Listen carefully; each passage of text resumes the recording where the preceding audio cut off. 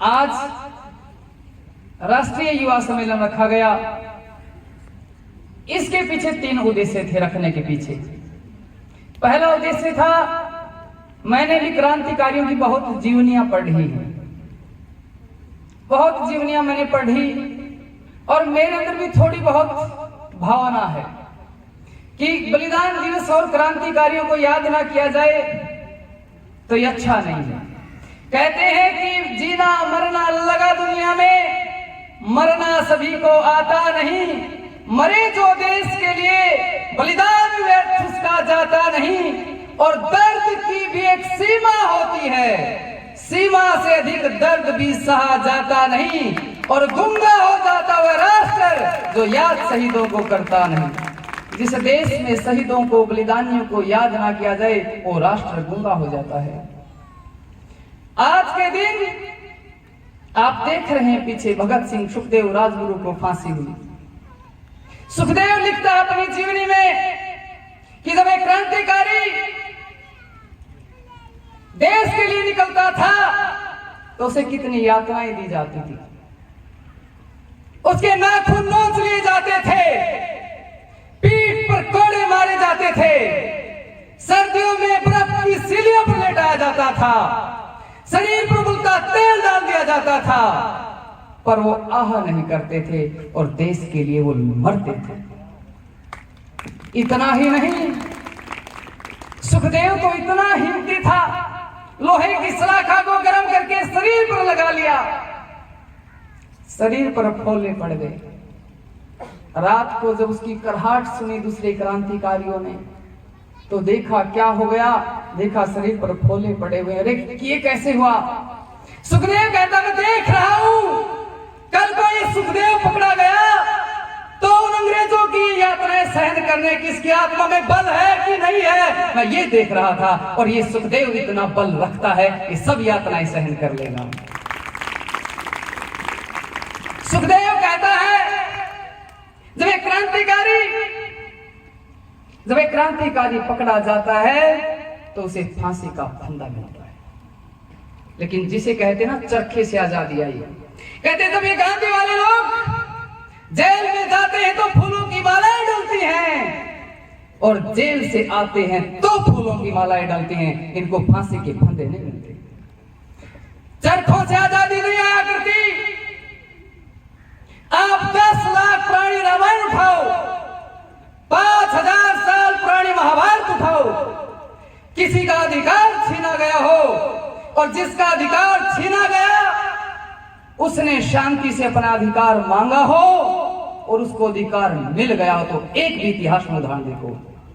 अधिकार प्राप्त करने के लिए बलिदान देने पड़ते हैं, क्रांतियां करनी पड़ती हैं, तब अधिकार मिला करते हैं, ऐसे अधिकार नहीं मिला करते हैं।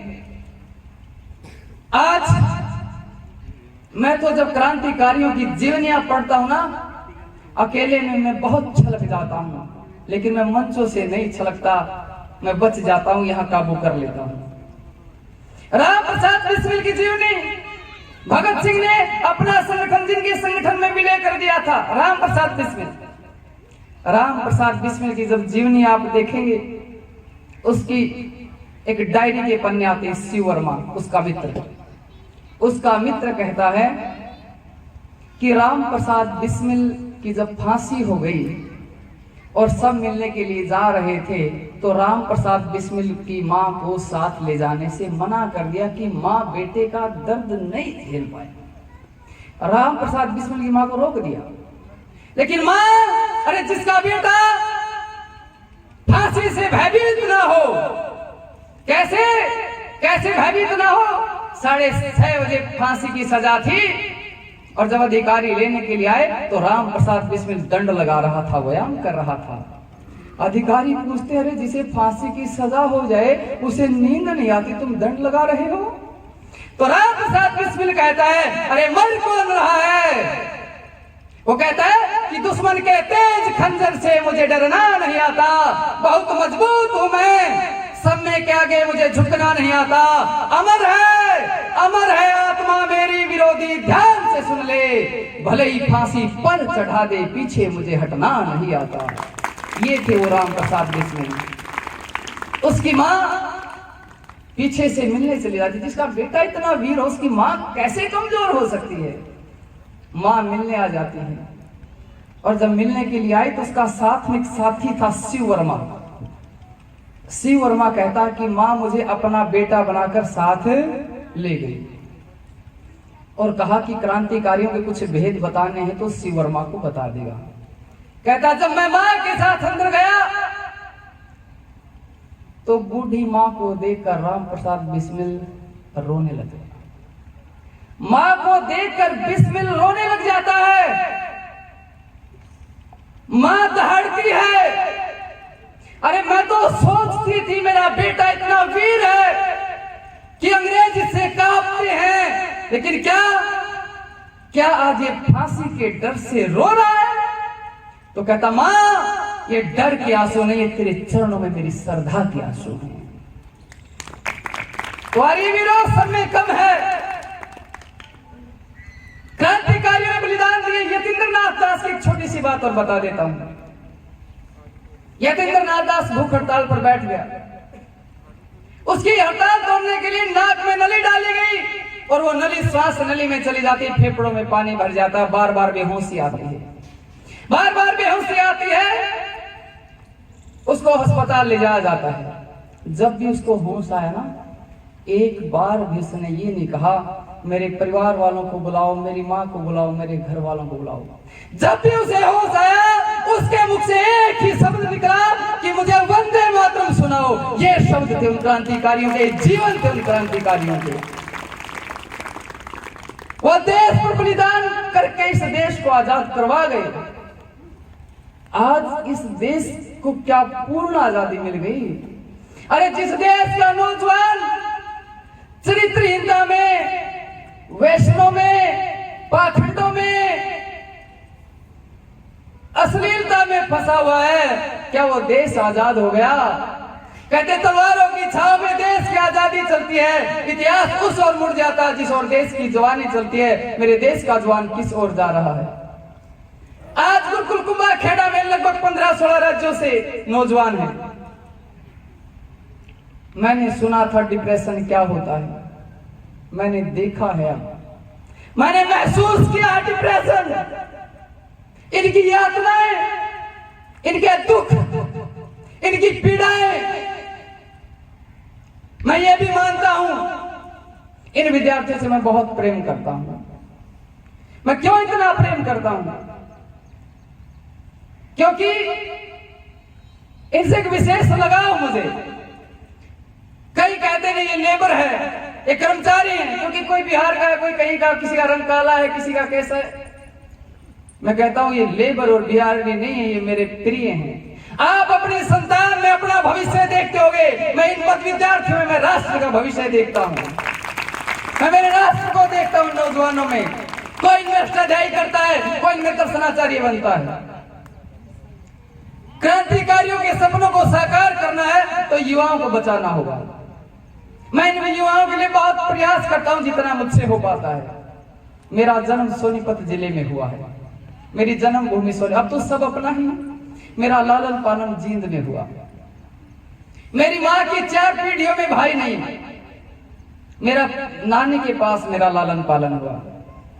मेरी नानी का मैं बहुत लाडला रहा हूं। जब कोई जैसे गांव में भांजा होता है, उसे कोई पिपड़ कह देते, पिपड़ लाग गया। तो एक महिला ने कहा तो पिपड़ लाग गया। मेरी नानी उसके घर गई कि तूने पिपड़ कैसे दिया। 6 महीने का पाला था मैंने इसे। तो जैसे मेरी नानी के वो संस्कार मेरे अंदर पड़े हैं, इन बच्चों को कोई कुछ बोलता है ना, मुझे अच्छा नहीं लगता। जी करता है सब कुछ समर्पित कर दूं इनके लिए। मैं देवता मानता हूं, ब्रह्मचर्य तपसा देवा मृत्यु मुपाग्नत है, कि जो ब्रह्मचर्य का तप करते हैं वो देवता हैं, और देवता मृत्यु पर विजय प्राप्त कर लेते हैं। इन युवाओं के ऊपर हमने कार्य किया। आज गुरुकुल में संख्या दिन प्रतिदिन बढ़ रही है। अभी संख्या 100 के लगभग है। हमारी दिनचर्या ब्रह्मचर्य से विशेष रहती है। ब्रह्मचर्य पर मेरी वीडियो पर सवाल उठते रहे, और अब तो मैंने शील्ड भी ऐसी बनवा दी कि इस पर भी सवाल उठ गए कि क्या डाल दिया ये। मैंने हुरमेन का विश्वामित्र डाल दिए कि विश्वामित्र समाधि में बैठा है, मैंने कहा नृत्य कर रही है, मैंने कहा सावधान रहें। पर इस चीजें सबको अच्छी नहीं लगती, लेकिन हमारे गुरुजियों को तो ठीक लगती है। एक बार एक वीडियो के ऊपर बात चली तो हमारे गुरुजी ने कहा, सुना आचार्य राजेंद्र जी ने, बोला खुला बोला कर दिक्कत मत मान। तो ऐसे गुरुजन हमें मिले तो फिर कहाँ कमी रहनी थी। तो हमारा ये था कि क्रांतिकारियों के कार्यों को आगे बढ़ा जाए।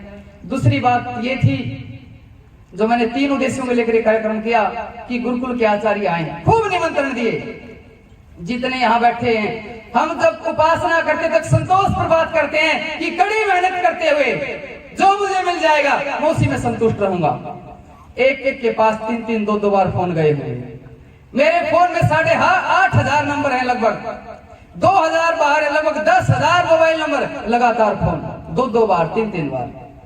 दूसरा उद्देश्य था गुरुकुल के आचार्य आए, अपने गुरुकुलों के बताएं, इस उद्देश्य को लेकर के हमने सम्मेलन किया।